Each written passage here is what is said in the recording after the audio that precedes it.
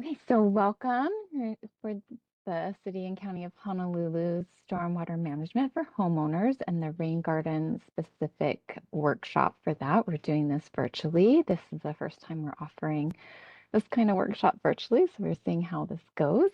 And I'm Tanya Ketza. I'm your presenter for today. Let's see if I'm viewable. I have my camera on. I can't see myself though. Hopefully I'm viewable. Um, and we're part of the department. Okay, great. Thank you. um, and then we're part of the Department of Planning and not planning and permitting, facility maintenance in the stormwater program. It's the Stormwater Quality Division. So you know, and then there we go. I was navigating. So this workshop, we really want to share with you about stormwater management and the programs that we offer, how you can bring that kind of way of thinking into your own personal home site and do an assessment. And we'll go over small site and green stormwater infrastructure and really dig into rain gardens of that.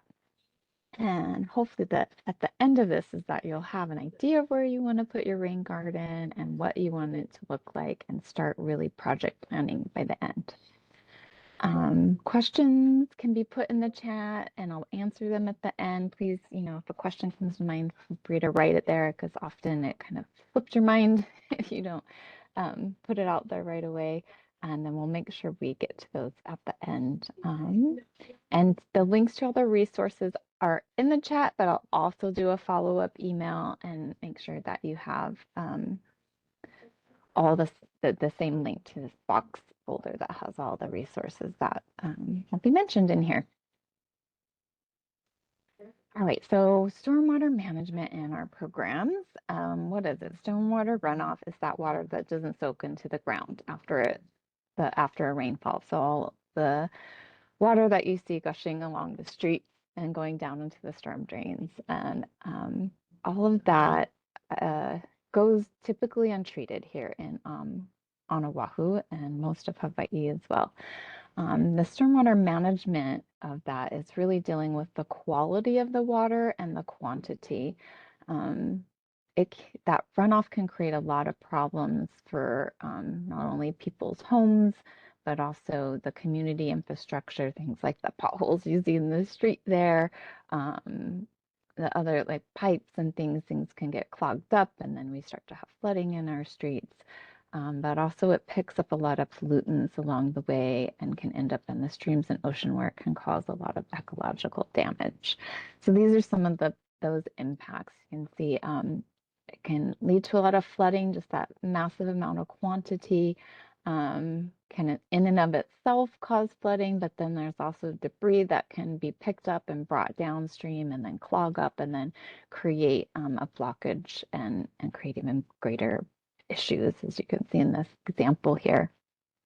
We had flooding in Kalihi a few years back, and that be really a lot of water and really powerful. I don't know if you can tell in this picture, but there's appliances that have been swept downstream and then blocking up the bridge. So kind of trying to keep all of that excess debris out is a part of the issues with stormwater management. And then, of course, all the dirt and other debris causes those brown water advisories that we get almost every time it rains, and that causes a lot of problems with the ecology of the streams and the ocean, but in particular in our marine environment, the coral reefs are really important primary producers that really drive a lot of the natural resources of the ocean in general, and that all of that erosion and sediment coming out and falling on top of the corals shades them out and makes it really hard for them to get the photosynthesis, the light that they need and to survive. And then also all the other pollutants that get picked up like chemicals and oils and excess nutrients, that all ends up impacting not only the corals, but all the other life there. And then things like trash in that as well become not only a problem for infrastructure and clogging, but then again, for all the ecosystem, if you can imagine all the little bits of trash that they either try to eat or they get entangled in, it becomes very problematic. Before we started developing, we had a lot of natural areas, and those natural areas with trees and plants really help to absorb rainfall and filter out pollutants, and so that naturally protects the streams and the oceans. And really, Hawaii's natural hydrology offered a lot of that, lots of wetlands and lots of areas where water can soak in. But as we've developed, we tend to put in these hard, what we call impervious surfaces where water can't get absorbed when it rains. So our pavements, our rooftops, the sidewalks. So then that runoff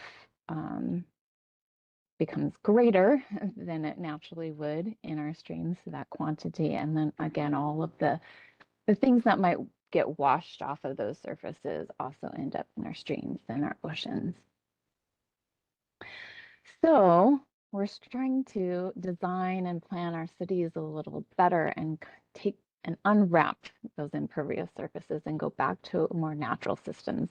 So this term green stormwater infrastructure has become the coin of phrase to refer to those kinds of designs. And this is an example where the city has retrofitted a parking lot. They cut some cuts into the curb here so that the water can flow into this planted area, and they engineered a depression where the water can gather, and then the soils underneath are designed to allow pretty quick infiltration, so the water can soak in fairly quickly and absorb most of the water that's going to come off of this parking lot. And then that's going to decrease the quantity and improve the quality of any runoff that may end up down in the street and down out into the ocean. And here's another example. This is pervious pavers, so the opposite of impervious. This is over by the bandstand in Kapilani Park, and very similar, kind of unwrapping that parking lot and allowing there to be place where water can soak in. And this one allows these pavers give it some structure so that you can park there without squishing the ground in between when it's raining. So it gives you structure, but then allows for those pukas to for the water to soak in and kind of mimic a grassy area. And these are pretty well engineered, and I'll share a little bit of how impervious gets built, but there is kind of an underlayment that allows for pretty quick infiltration and soaking in. But homeowners can also do some of these things on their properties, just at smaller scales. Very simple protect and direct downspouts is a great way to start. Just that even putting a splash block at the end of a downspout will really help reduce the amount of erosion that comes off of properties, but you can also use that to direct it to grassy areas or things rather than going down a driveway and out into the street. You can plant a rain garden, which we'll really get into today. It's one of the best ways that a homeowner can capture the most amount of rain on their property, and then also a number of other benefits that come from it.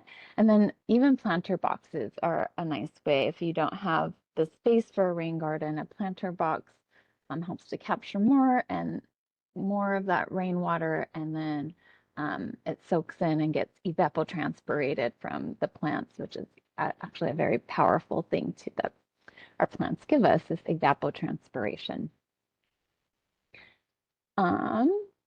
So this is all a part of our You Are the Solution program, which started out really wanting to look at some key behaviors that everyone can do in a simple, everyday kind of way that collectively creates a bigger impact.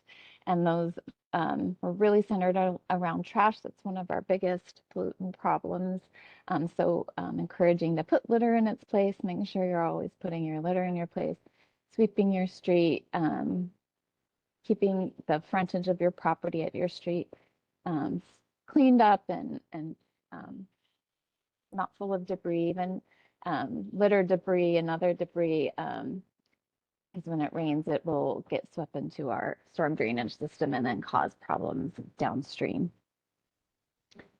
So encouraging that kind of maintenance. And then this Contain the Rain program, where we're really talking about green infrastructure and putting it in on your property, because even the smallest of those, again, as we collectively do it as a community, it makes a bigger impact downstream.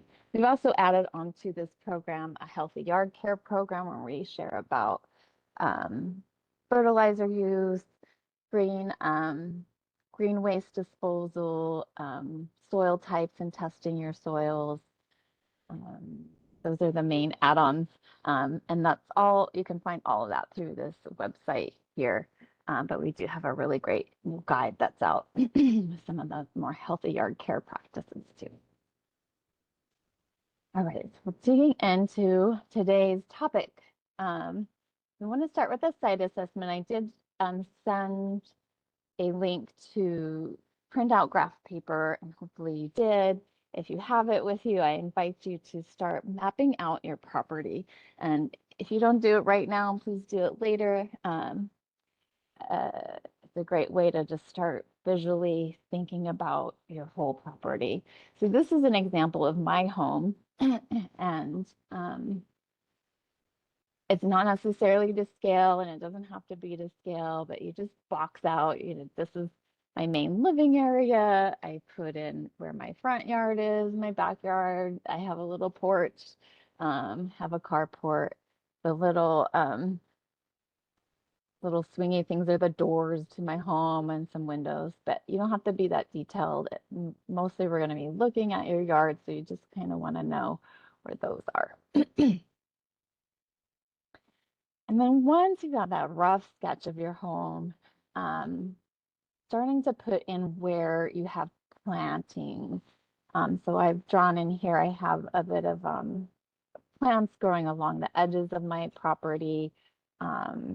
The little squiggly lines are the bigger shrubs or trees to help me visually indicate that that's what's happening there. And then the smaller little V checks are like smaller plantings that helps me to just visually see it.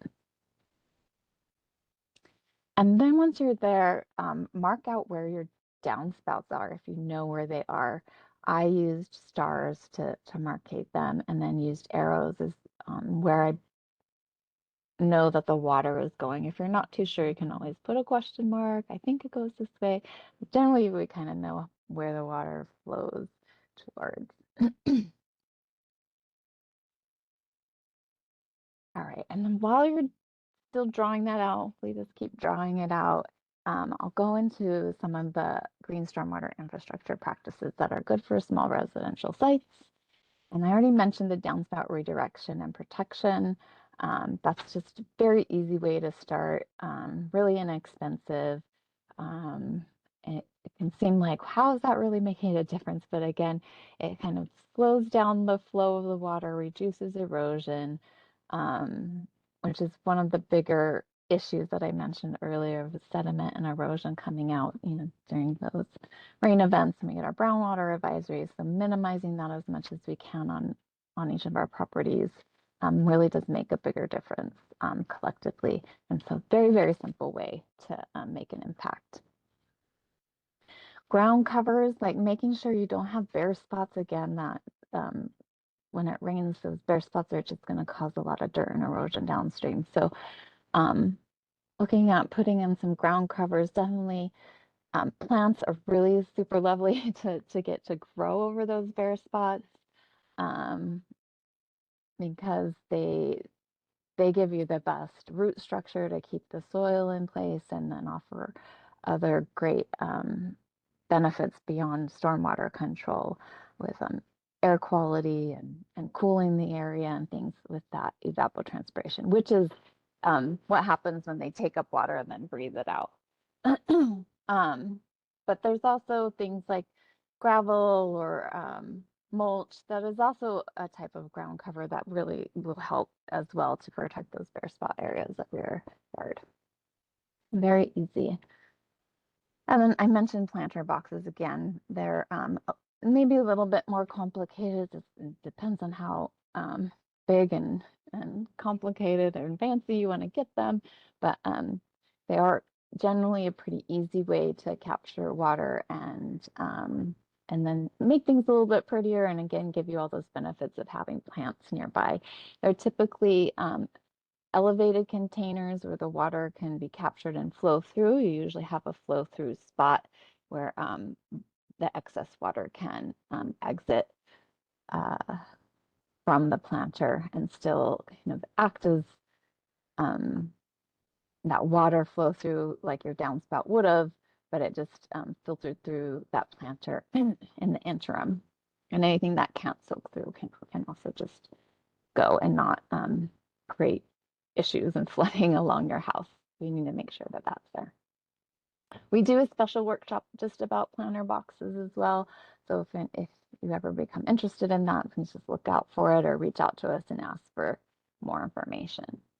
Permeable hardscapes, typically you're going to want to hire someone, but you can do smaller projects with these, but they are more complicated and they are a little bit more money and costly. But you do have an underlayment where you have a gravel, typically gravel or pebble kind of underlayment that you compact and then put, there's different kinds of pavers that you can put on. They can either be like this, where there's a little bit of a space in between, and that's where the water goes, or the structure of the pavers themselves allows water to soak through them. And you can have things look really just like it's a brick layment, like you would with any kind of structure, but then they are purposely made to have a looser structure within them for the water to soak through. But those are a great option if you still want to have a driveway or a patio where, you know, when it's wet and raining, you can still stand on it without being in the mud or park on it without being muddy. So they're a wonderful option if that's something you need. And then lastly is the rain garden, what we're really going to dig into today. They can be very simple or they can be more complex, and they can, you know, not cost a lot of money, or they can, you know, you can get really fancy with it. It's really all in your design and your needs. And again, that installation can either be kind of easy to more complicated, but typically once it's in place, it's just like any other place in your yard where it's yard care. And then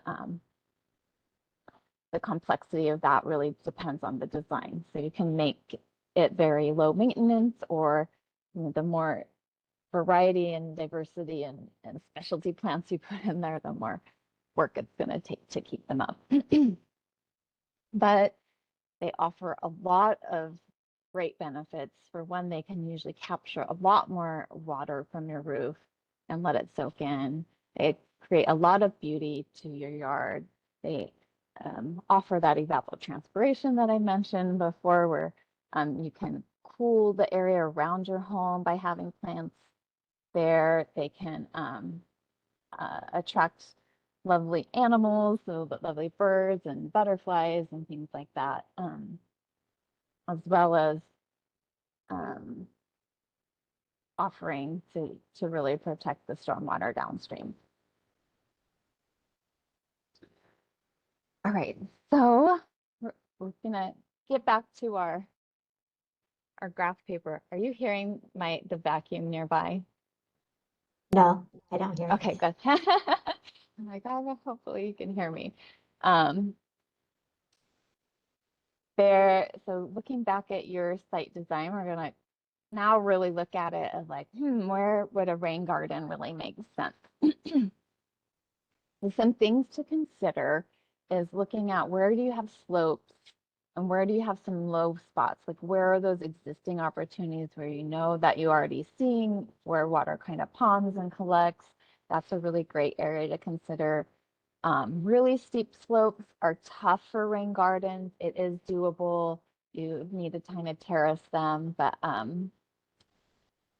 if you have other opportunities, we definitely want to identify those. You want to look at where water might drain to your neighbors or other people's properties. You don't want to let any overflow direct toward them and cause issues to them. Where are your impervious surfaces? I mentioned that in my little sketch. I put where my carport was and other things like that. So I want to make sure you map that out on your site assessment. And again, notate any area that you see that there's already where it's staying wet or ponding water.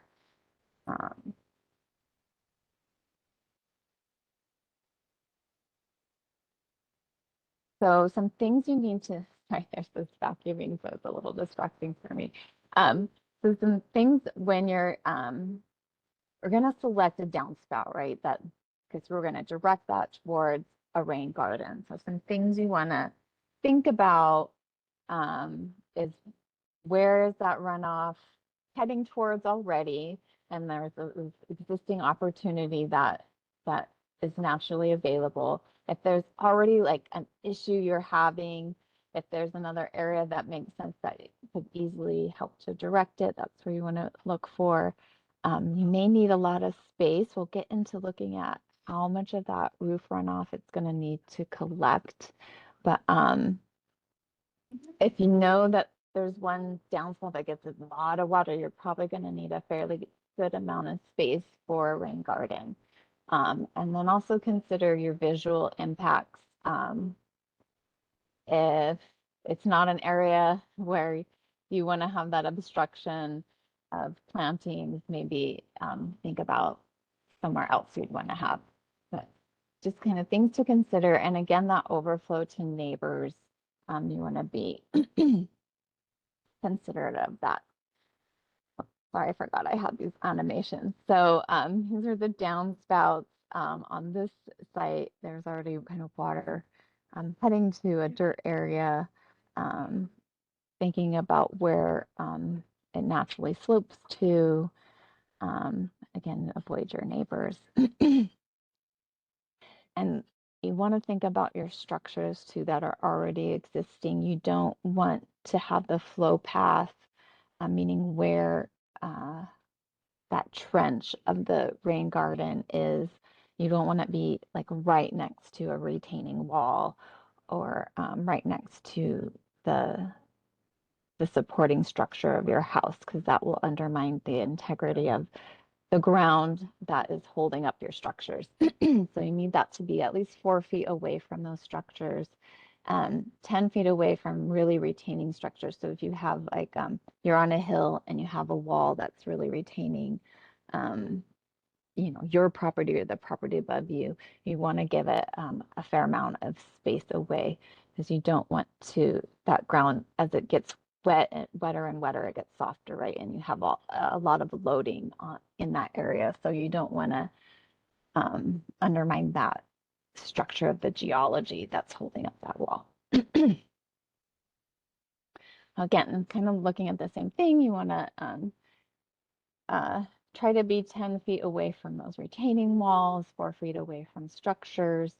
The whole rain garden itself doesn't have to be the 10 feet or 4 feet away, but you want that main flow path, that deeper trench part, to be definitely away from that structure, from that far away from the structure. But if there is a space, definitely recommend to keep it away as much as you can. Other things to consider is avoid the drip lines of your tree. So that's like the edge of your tree where the water will drip off of the canopy of the tree. That'll keep it safe from getting into the root ball of any trees. You don't want to damage them and then damage a tree that's in your yard, unless you don't like that tree. But you don't want to dig around there. Also consider where your irrigation lines are. Know where your sprinkler heads are. They typically are straight lines between your sprinkler heads, so that kind of gives you an indication where you probably have irrigation lines. You don't want to break them when you're digging, and really just best to try to avoid disturbing those as much as possible. And then really legally, whenever you're digging, even if it's just planting in your own yard, you're supposed to call 811, and it's a free service, and they just look up, they ask you a few questions, look up your property and where you might be considering digging, and they let you know if any utility lines are going to be in that area that you need to maybe worry about. If there is potential for utility lines to be in the area, they ask you to mark the area, and then they send someone out to assess. So just good to call and make sure, especially if you know you're going to be digging anything more than like 6 inches or so, you'll want to call in a bigger area.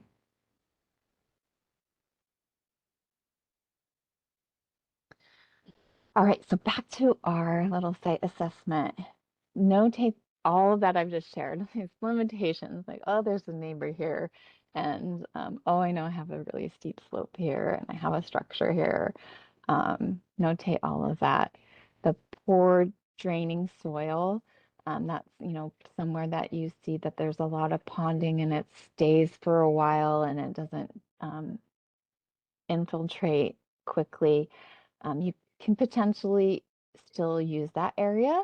And sometimes that's why people are here. They're like, I have these issues.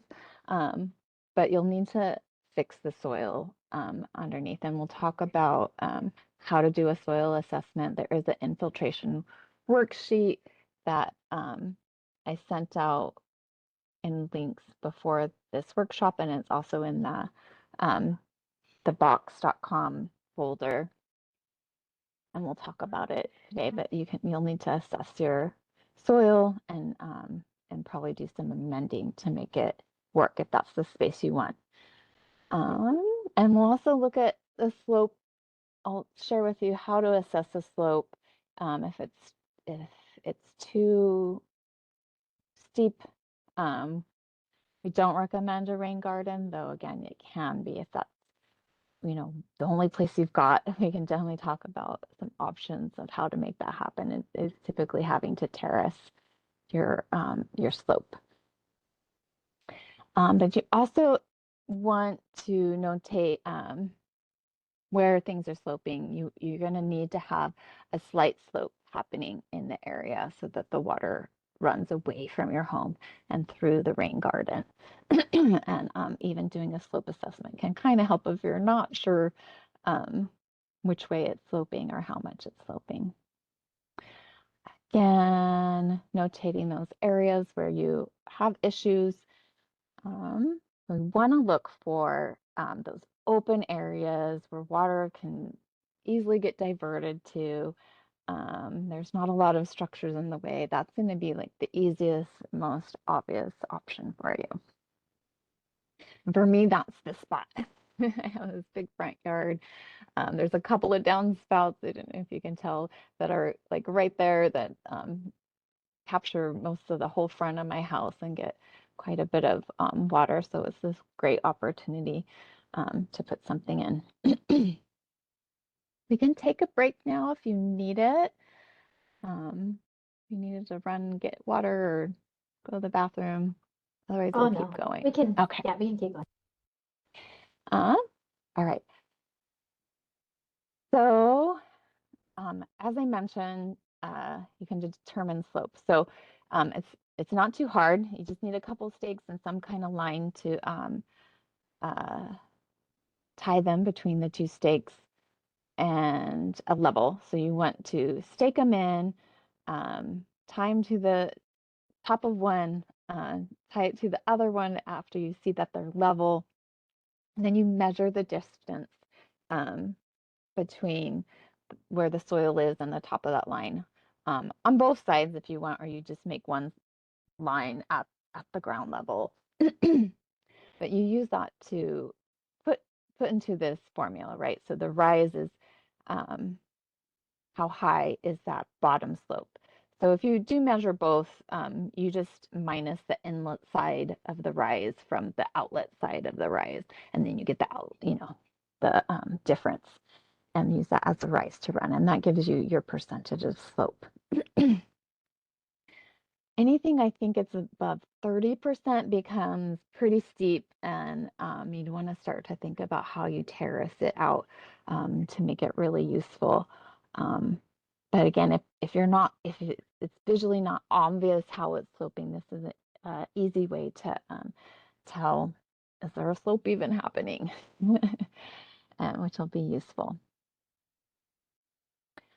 So infiltration in soil, I'm going to kind of give you the easy,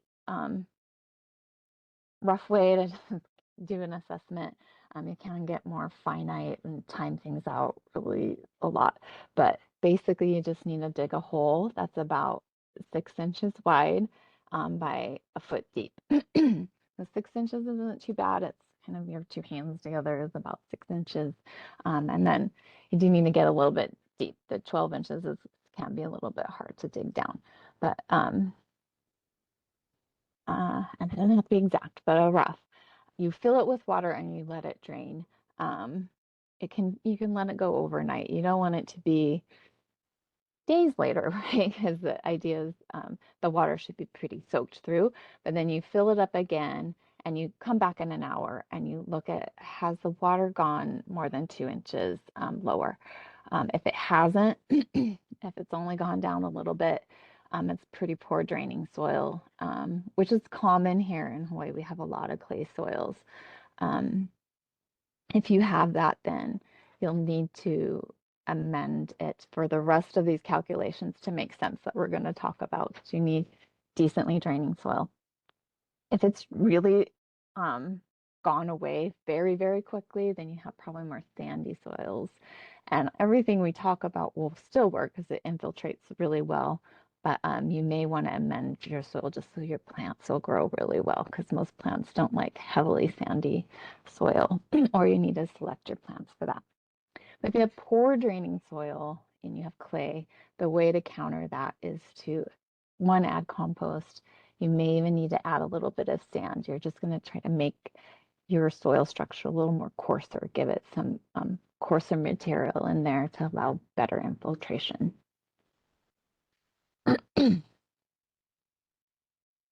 And this link I have on here to the soil map data will give you a rough idea. You can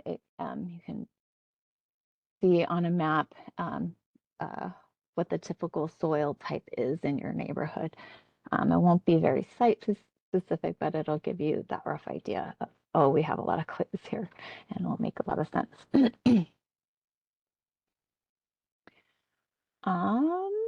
Again, if you don't ever see really poor, ponding or things like that, you're probably safe. But if you do have that ponding, I would recommend doing that little test of the soil. Now to do volume and sizing. This is, a little bit where it gets slightly technical, but it's very still easy. This is the formula, the rainfall inches times your feet squared. That's from your roof, and the 0.62, that's the factor for asphalt shingle roofs. Most places in Hawaii do have this. If you have other kinds of roof, that does change, and those are in a workbook that's in that box.com. There is one from Hui o Ko'olau that gives some of those conversion factors for other kinds of roofs that you can plug into here. Typically, most homes are this, and so this formula works. We typically design for a 1-inch rainfall event. So that rainfall inches, we just plug in 1. And then you figure out your feet squared from your roof. So you don't have to climb up on your roof. You can just do it from, on the ground. You take that, you can just measure out your whole house. If you have a nice, lovely square house, you can just even take from like your property information, like how many square feet of house you have, and divide it up between the different downspouts that you have. You just do your width to length of your house. So in this example, they have the A times B, and then we divide it by 2 because we have 2 different downspouts, one on each corner. And so in this example, it's a 2,500 square foot house, right? With that factor of 0.62, it's the 1,550 gallons. But we split it according to where the downspouts are, right? And typically this house has 4, so 388 gallons per downspout. That all makes sense. So then once you get how much is going to come off of your roof with this equation, you plug it into the rain garden sizing equation, which is your gallons of rainwater that you just calculated, and divide it by 7.48. And that's the conversion factor for that soil infiltration that I mentioned. Like if you're getting better than the 2 inches coming down, or you don't really notice any ponding issues, you're probably fine, and this conversion factor will be just fine.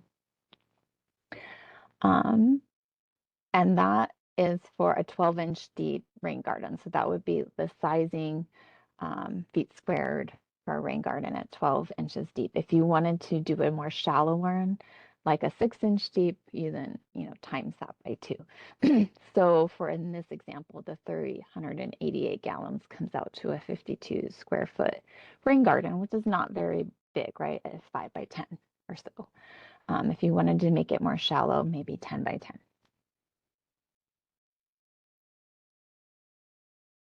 So this little polygon is kind of the equivalent sizing. So it's not very, not a ton of space. This is that kind of 10 by 10, 6-inch deep. It's very easy to accommodate a typical home downspout. Doesn't take a ton of space. All right. So back to for your site, how do we do this? This is my home. I've drawn out kind of the ridge line of where my roof goes. I have a funky little, it's not nice and square. I had an addition and has a funky little roof line. So the downspouts that I'm wanting to use are these 2 downspouts in the front for that front yard rain garden. My my width is this about 14 feet and then 10 feet. So I'm calculating that, and my B's is like 20 foot and it's about 4 foot. And having to kind of add these up, right? So I have this 280 square feet for the one, and then like another 40 square feet for the other. So about 320 square feet coming out from these funky little different polygons that I have here for my home. And then putting that into the equation up here, I get 198. And then putting that 198 into this other equation, I get the 26.5 feet if 12-inch deep, or 53 for a 6-inch deep. I decided I have this space and I don't really want to dig that much, so I'm going to design a 5 by 10-ish in this little space right here. Again, this is 5 by 11, and for me, I wanted a more kind of longer, almost like stream-like coming down my front yard. I do have neighbors right here. I'd rather not it have to be designed to go this way, but kind of towards the front of the yard. I'm sharing this. This is in that Huyo Ko'olau Poko's guidebook. This is, again, if you have kind of different soil infiltration rates, or again, that sizing factor for if you have a different roof type, you use this sizing chart, or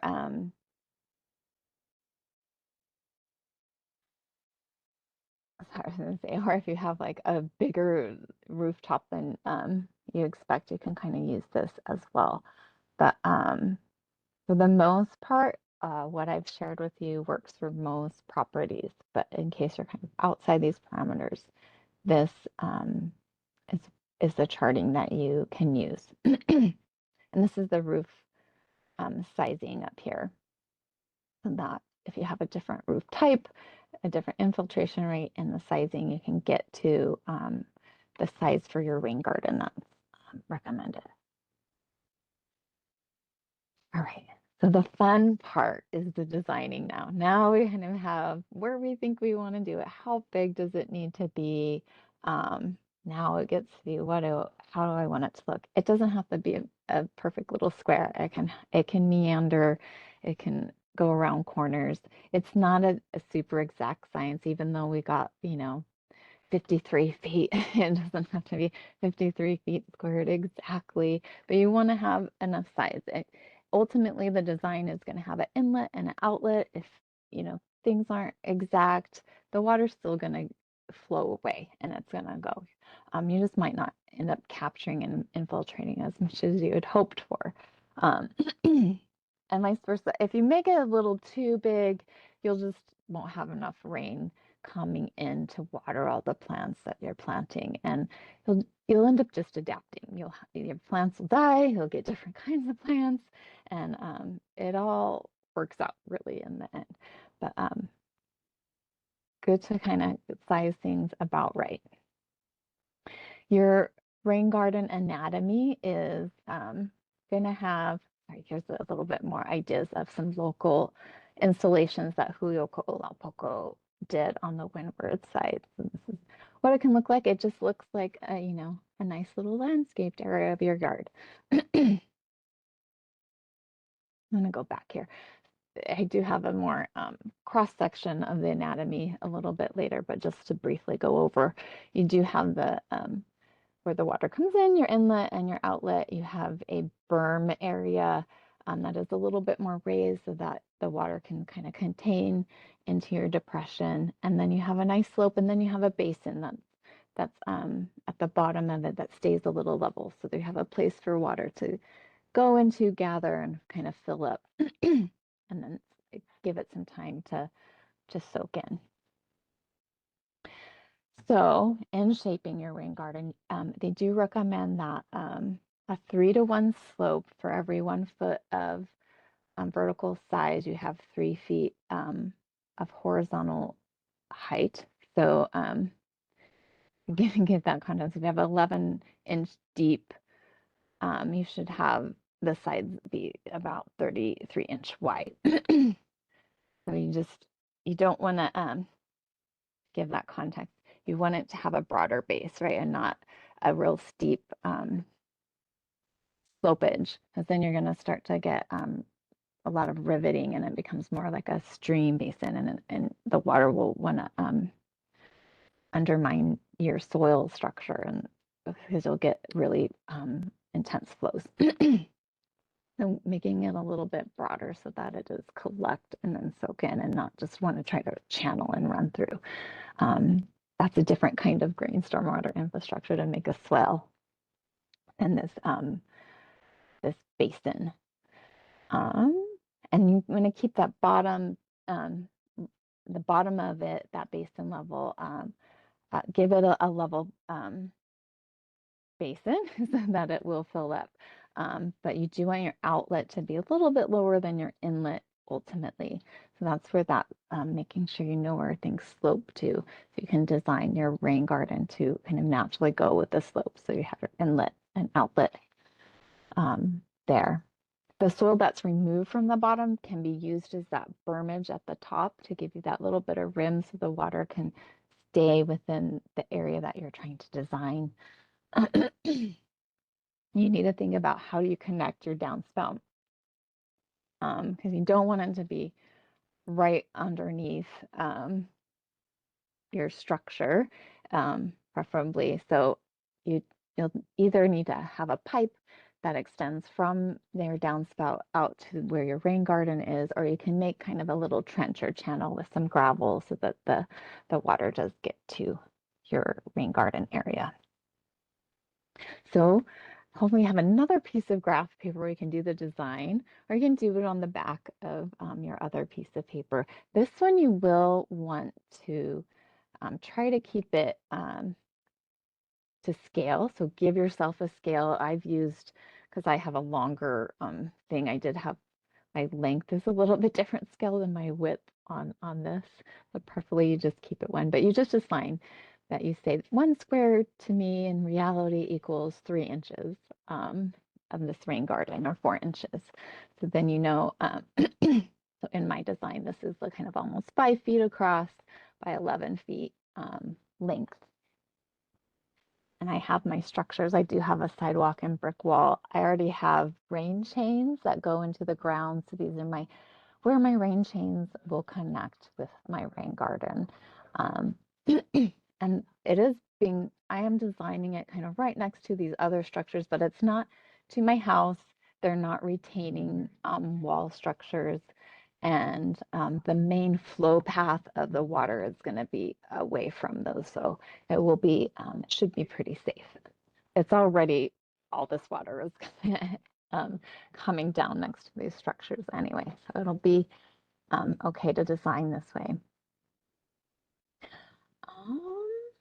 So these are my notes I've already kind of ran through, but you use your scale and you mark, what kind of length, width that you want, and then start to design out where's my slope. So these little lines are indicating it's sloping down, and then I have a flat basin at the bottom.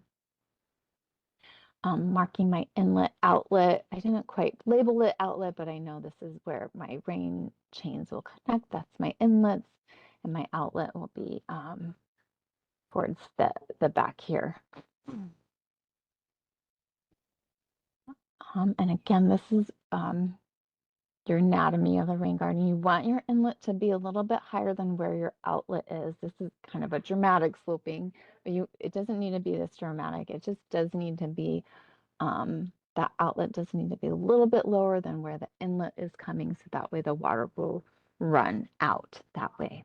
And again, that berm can help to allow for collection, and then it will come on out. Your inlets and your outlets, you'll want to have some kind of dissipating structures there. So typically it's gravel or rocks to help, but it can be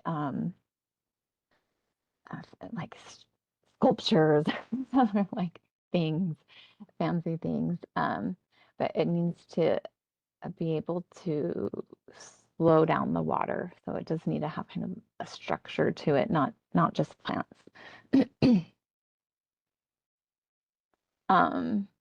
Your basin area is going to be the most wet. So you're going to want to make sure you have plants that tolerate that wetness. The slope will be dry at sometimes and wet, during the rainy times. And then your berm is going to be your more drier conditions. Probably what is typically already there. So we have our design, and then it's select the next part, which is the fun part to me, is plant selection. And we really are going to just talk about native plants today, because we are very much encouraging that you use natives, because they tend to be less maintenance. They don't need much fertilizers or pesticides. They can really do things on their own. Plus, it's just increasing the biodiversity of our island home and keeping things native. But you certainly can use other kinds of plants. You don't have to use native plants, but we're very much going to talk about them. This beautiful poster comes from the Landscape Industry Council of Hawaii and a couple other partners that they worked with. This link here, and again, this is all going to be on. This presentation's in the box.com right now, and so these links should be able to link directly from that presentation.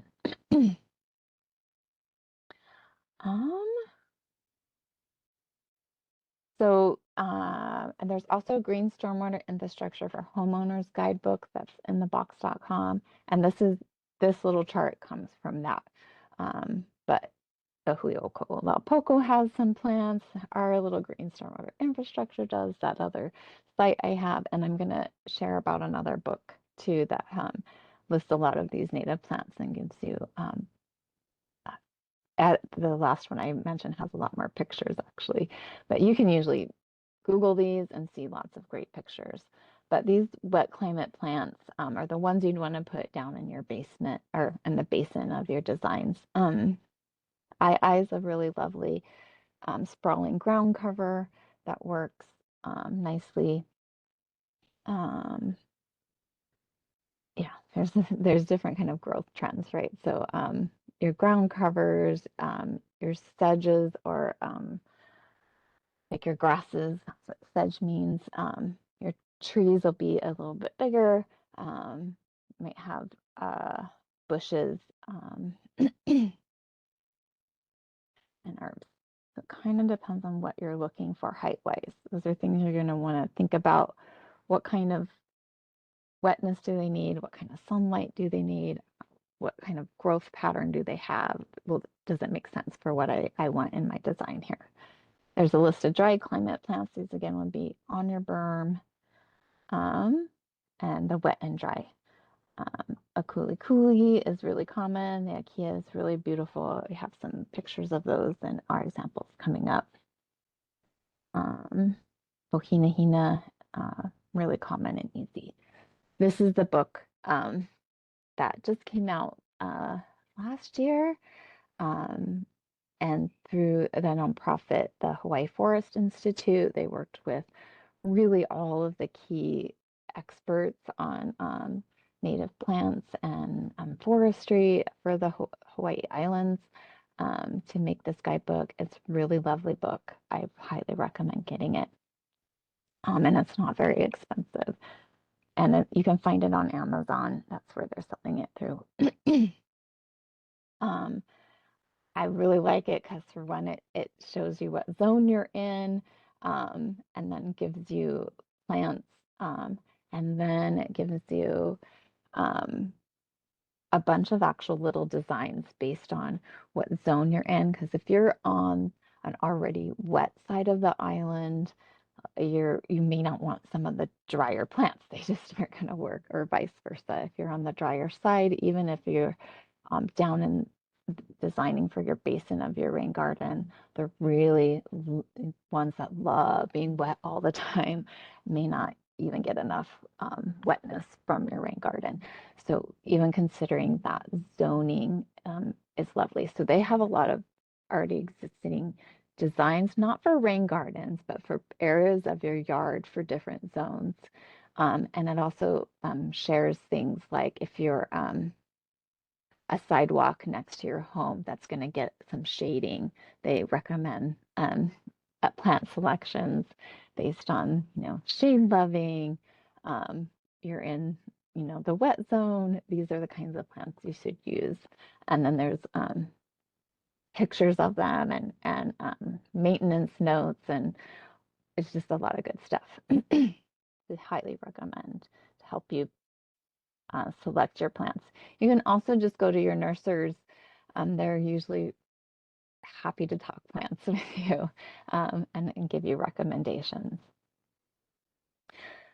For me, this is where I landed with the plants. But the way to kind of help you design is you just pick any kind of symbol, really, that you want to assign your different types of plants. And I like a diversity of things. So mine has a lot of different symbols, but you can be very simplistic too with your design, just to want to make sure there's something that likes being wet, something like being in between, and something that likes being dry. And you can leave it at those 3 types, and that's it. It can also be a great way to minimize maintenance. If you just pick a nice kind of grassy sedge that likes those different type zones, it can be, you're going to hardly ever need to trim or do any maintenance. But I like more of a diversity. So I drew mine in here accordingly. So gave each one a symbol, and then put them in.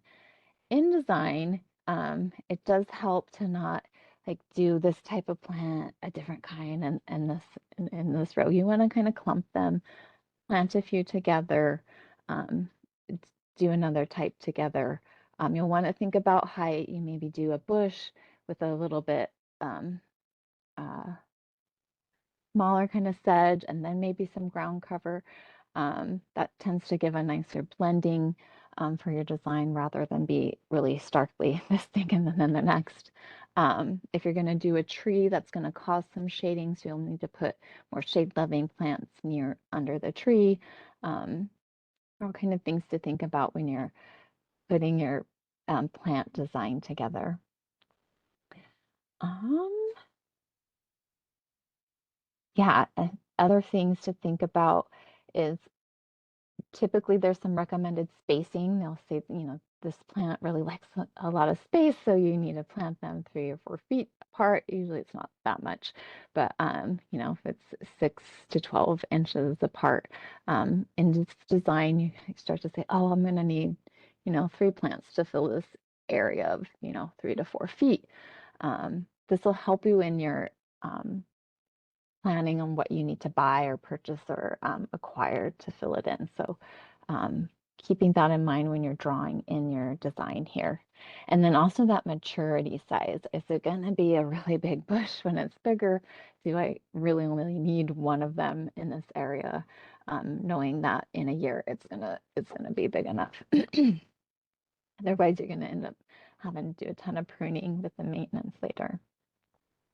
And then again, that kind of growth type, how will it keep spreading?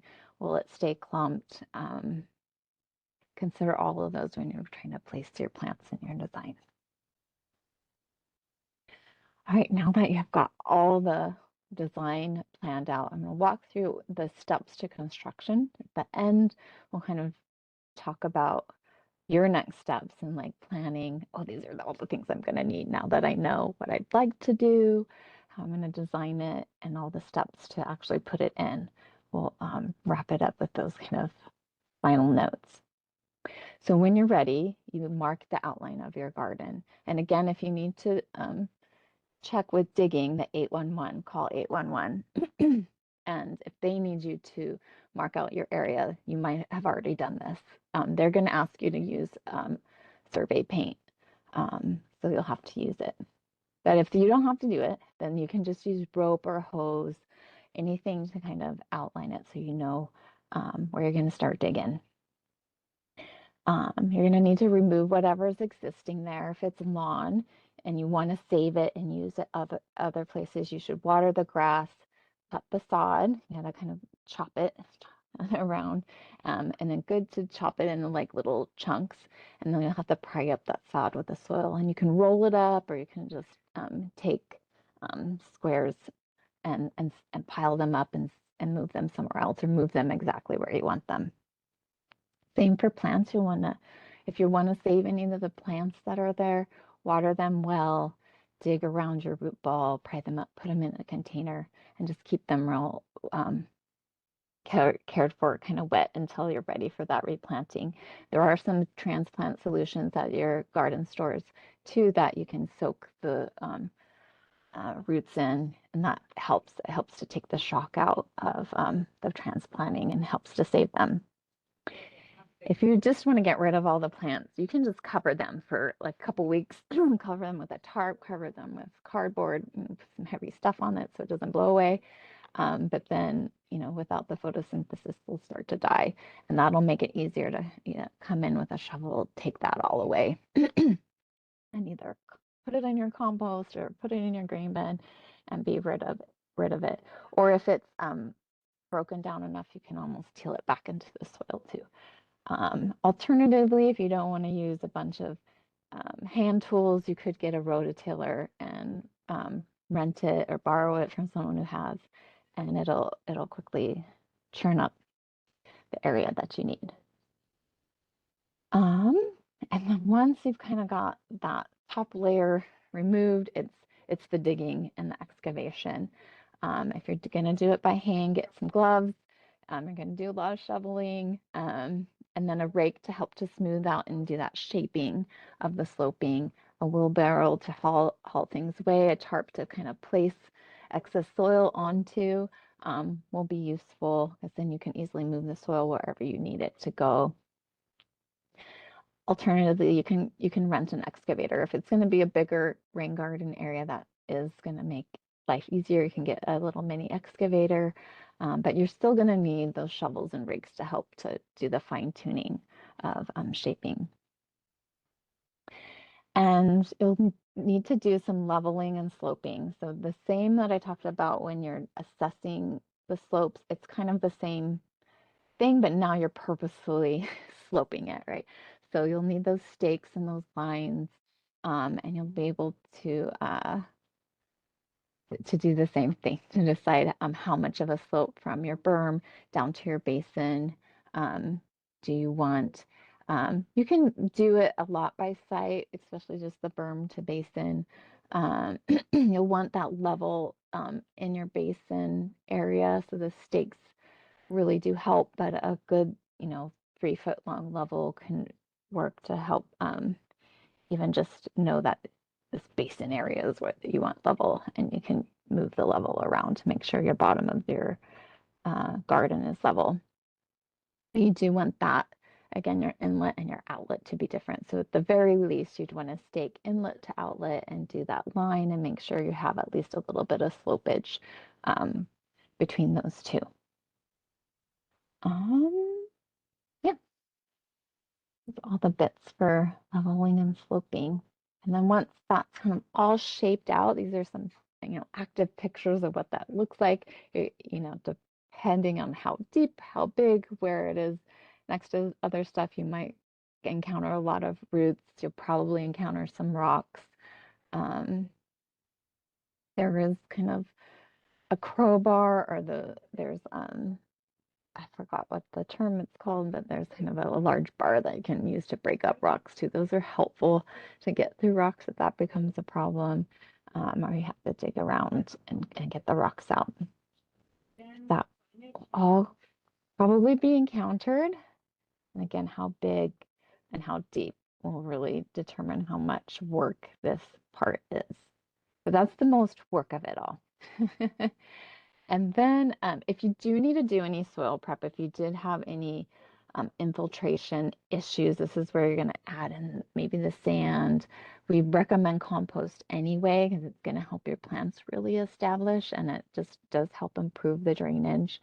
But again, you just kind of you help to dig up the little top couple inches of your soil, get it nice and loose. Once you have it all shaped, you're gonna just make your soil nice for your plants. If you are gonna need to do an amendment, I would till that a little bit deeper than 2 or 3 inches. You'd want, about a good 6 inches of tilling in some sand and other sand and compost if you're trying to improve a clay soil. And once all that's set, make sure you have that dissipation structure for your inlet outlet. Typically, it's the rocks or gravel, but you can also make a fancy like splash blocks and flow throughs that can be sculptural.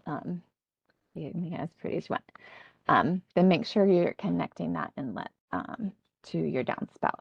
So, in this example, they just have the gravel going right where the downspout is, and it's kind of trenching into the rain garden, and that's fairly typical. But sometimes people do kind of have an underground pipe because maybe the rain garden you want to do is a bit away from the downspout.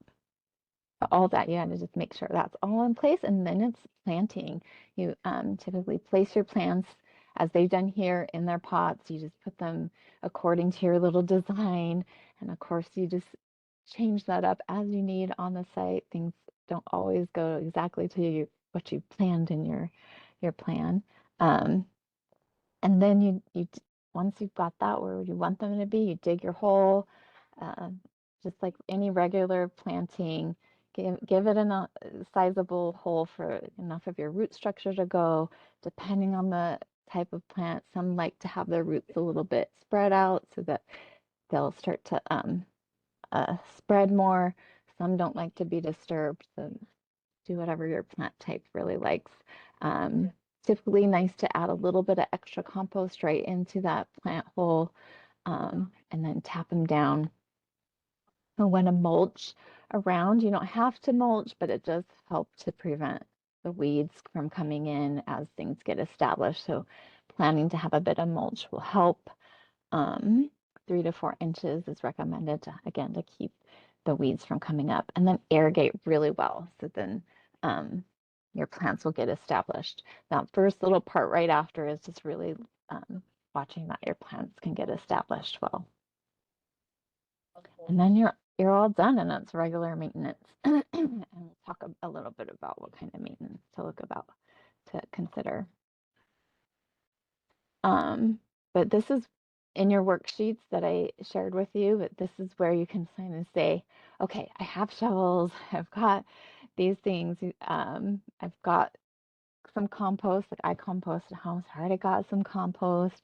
I have a few of the plants that I wanted to select.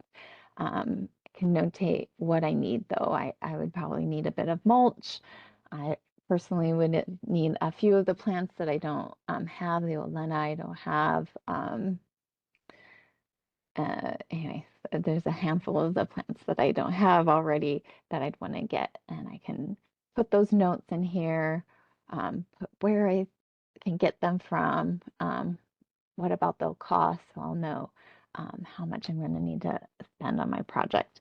And then I have on there, give yourself a project completion day, because I find if I don't feel like my goal is to get it in by, end of June or something, it'll just kind of get sidelined and sidetracked. And even putting on, like I use Google Calendar, but putting it on whatever calendar you have, you can always move the date, but like putting it physically there really sets your intention and kind of makes you hold yourself accountable for getting this thing done that you're here to learn about. You must be interested, you must have a need. So setting those intentions help.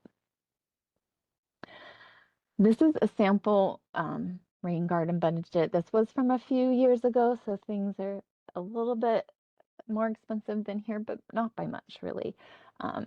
Plants will be about double that price these days. But some of the pipe is still not that much more expensive. Compost will be a little bit more, mulch a little bit more than this. But this is pretty typical. You're going to be in the $400 range if you're, kind of starting from scratch, meaning you don't have a ton of plants. If you can see on this budget, the biggest expense is plants. So if you already have some plants you can always try and propagate extras. And you can plant them a little bit more thinly, knowing that they'll eventually proliferate. But if you want it to be, almost complete at the end and look, pretty, that then you'll need more plants in the beginning. But that is the bigger expense to all of this. It's really not much expense for a rain garden. So the maintenance going forward, keeping it's really weeding. And especially in the beginning, you'll want to just make sure to keep things weeded, because if you're any kind of an avid gardener, once the weeds start going, they just become more and more of a problem. So just staying on top of the weeding in the beginning, knowing that's something you'll need an intention for. You'll just have to make up for it later. And then once the plants really get established and they're in there will be much less weeding. Your plants, especially if you're using the natives, they'll take over and they'll grow and kind of outcompete most of the weeds. Then it's just kind of pruning and manicuring. Most of the natives don't have a ton of browning and die off that happens. They tend to be fairly perennial. So that'll help with maintenance if you do choose the natives. But and if you select wisely, you want it to stay really contained. You can select plants that don't sprawl and grow, but if you like sprawlers and growers, they'll happen, and you might have to do a little bit more pruning for those in the years to come. But it's kind of the same kind of gardening you would do otherwise. Um, Mulch, if you use a nice amount of ground covers, you won't need as much mulch as things mature. But if you have more spacing between your plants, mulch does need to get replenished every couple of years. So you'll want to plan for that and look for that. And just watch your plants. I always find sometimes they don't do as well in certain areas as you thought they would. So you may have to redesign, what plant is going in that area if one isn't doing very well, or they just might need to get replaced. They sometimes you get infestations of certain bugs and things die out. So just keeping that up. Um, and eventually they'll kind of reach its own little synchronicity and it'll become less and less maintenance. It'll just go on its own and it'll be, especially as the natives and you try to naturalize, it'll just become a more naturalized area and there won't be much work at all. So to share some inspiration, you can be, as naturalized and biodiverse as you want, or it can be a little more modern and it's, square edges and there's more gravel in the basin. You don't have to have it all planted out and you can have a minimal plant palette that's similar color, similar shape, and have it look really contemporary and there's actually less maintenance. Or adding other water features can be added. If you want it to kind of be a pond in the bottom, it could be a pond in the bottom, or it complements another ponding area, uh, an artificial pond that's next to it. Or you can make it look like a stream and it kind of meanders down through your garden. So these are just some ideas and inspiration for you that you can Google rain gardens and get all kinds of inspiration out there. That's the end of my presentation. I'm going to stop recording. We'll just do Q&A at this point. And for those who might be watching this later, you can certainly reach out. We'll have any details. If it's on YouTube, we'll have some details in the description on how you can contact us, as well as the links. And if we're sharing this out to you, we'll do the same through email. So thanks to who are watching the video.